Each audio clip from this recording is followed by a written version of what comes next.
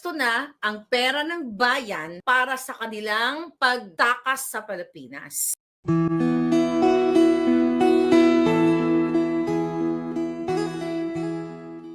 Sabi ko sa inyo, may mga puting ahas talaga tayo everyday. Napag-alaman natin na mayroong mag-aaklas at abangan-abangan natin yan. Pero kanina ay meron na naman tayong natanggap na balita. Forced exile or voluntary exile. Napag-alaman natin, ayon sa ating informante, which is magandang balita na pinaghahandaan na ni Bangag ang kanilang exile. Ayon sa puting ahas, ramdam nila na itong mga grupong ito handa nang tapusin ang kadyutahan ni Lisa Tanas. Effective ang lahat ng ating pakikipaglaban. So pinaghahandaan nila ang pagpapatalsik sa kanila. At ang malungkot, yung mga bagmen nila ay noon pa naman ito, hindi na ito actually bago.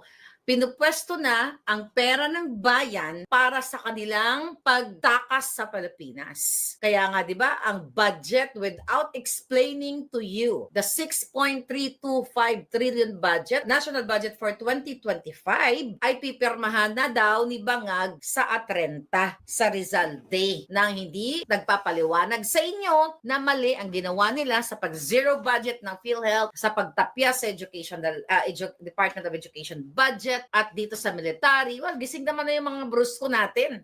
Shoutout sa inyo mga brusko. I love you guys. Balikan natin ang pangyayari. Dahil ayon sa ating mga palangga, ating mga palangga na mga juting jahas, kumbensido na sila na adik talaga ang kanilang pangulo. Pero bago tayo magpakumbinsi sa inyo, balikan muna natin ang mga balita. May drug addict tayo na presidente. Yan. Ako, Balita yan. Mr. President, Ma'am Lisa Araneta Marcos, hindi ninyo ako kalaban. Wala akong sinasabi ng masama. Hindi lang ako makakampanya noon. Alam mo, iniiwasan ko ito. Itong panahon na ito talaga ang iniwasan ko kasi mapipilitan ako ngayon magsalita Na adik. laban ng mga tao sa gobyerno. Alam mo, Mr. President, hindi ako maghingi ng tawad. Kagawan mo yan eh. It is your responsibility sa sarili mo. What you do in this world binds you. Iyo yan. Huwag mong sisihin ang ibang tao kasi sarili mong utak at katawan yan. Nung ako'y mayor, pinakitaan ako ng evidence ng PDEA. Doon sa listahan, nandoon yung pangalan mo. Ayaw kong sabihin yan kasi magkaibigan tayo. Kung hindi magkaibigan, magkakilala. Ikaw pumapasok kayo ng alanganin. Okay. Doon na lang muna tayo. Binabalikan lang natin, mga palangga, dahil ito ay mga napag-usapan ng mga matitino noong isang araw. Yung expose na yan na sinasabi ni Pangulong Duterte, January pa yan. Sunod-sunod, lumabas ang PDEA leaks, lumabas yung video, 'di ba? Noong July 22 ng kanyang State of the Nation address. So kaya naman nag-usap-usap, sabi ng ating puting ahas, sabi niya sa akin, Miss Palangga Maharlika, yung ang karamihan ng mga bruskong-brusko, kaya natataranta na si Bangag ngayon, at hindi lang yon, baka pwede daw magorgor sa kanyang pagiging addictus benedictus. Last year ko pa sinabi sa inyo na nagkaroon ng muscle spasm si Bangag. According to our source, na kinabahan si Lisa Tanas, akala niya magugurgur na. Kaya sabi ng ating puting ahas, dalawa lang ang pupuntahan ni Bangag. Forced exile, kung ayaw niyang umalis, or magugurgur siya sa sarili niyang pagsinghot ng pulburon. Sabi ko nga gano'n sa kanya, buti na-realize nyo yan. Tagal-tagal nyo, sabi ko na gano'n sa kanila. Sabi nga daw ng mga prinsipe ng Kakahuate, ano pa ba ang kailangan i-expose?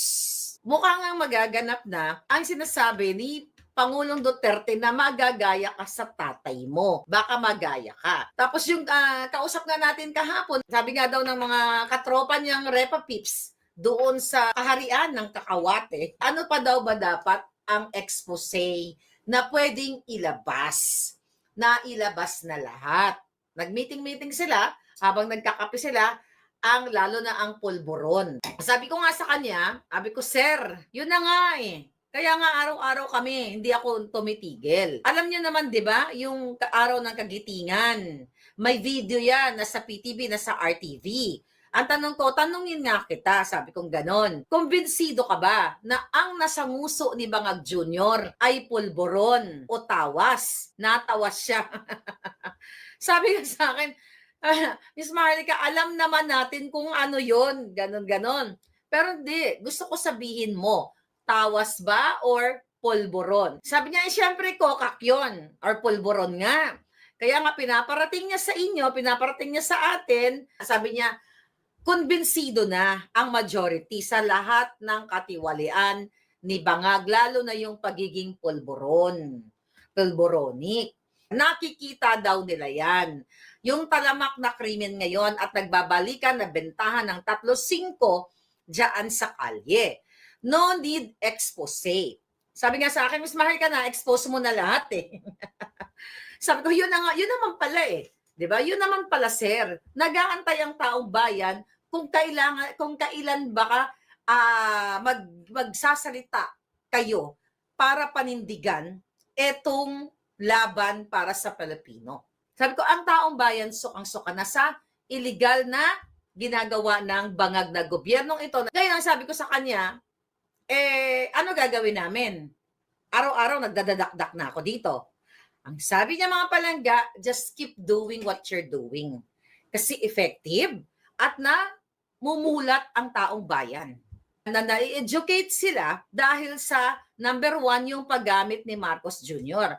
Actually, sabi niya sa akin, alam mo, galit na galit talaga sila sa'yo. Kaya yan, hinahabol ka dyan sa Amerika, basta ang bilin niya lang, ang kabilin-bilinan ng prinsipe ng Kakahuate ay patuloy daw tayong magsalita, mag-comment sa lahat, media, social media, kahit binablock tayo ng mga ng mga mainstream media, i-comment daw talaga, i-highlight ang pagiging addict ni Bangag, ang PhilHealth, ang pagdukot ni Lisa Tanas at ni Bangag sa turkey extraction. Yan, ano lang daw natin yan, i-sustain lang daw natin yan mga palangga. Dahil yan, ang kailangan daw talagang palakasin at hindi mawala yung impormasyon na yan. Dahil yan ang pilit na pinagtatakpan nila at talagang nagpupondo talaga sila sa mga trolls.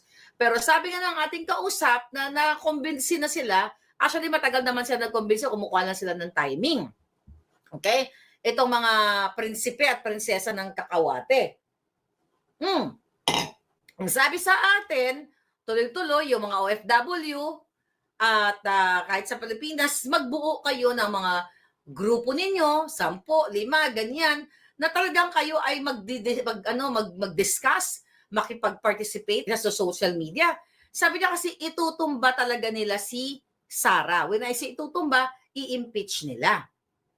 Tutuluyan nila. Basta eto, tuloy-tuloy lang tayo. Palakasin daw natin ang ating mga hanay.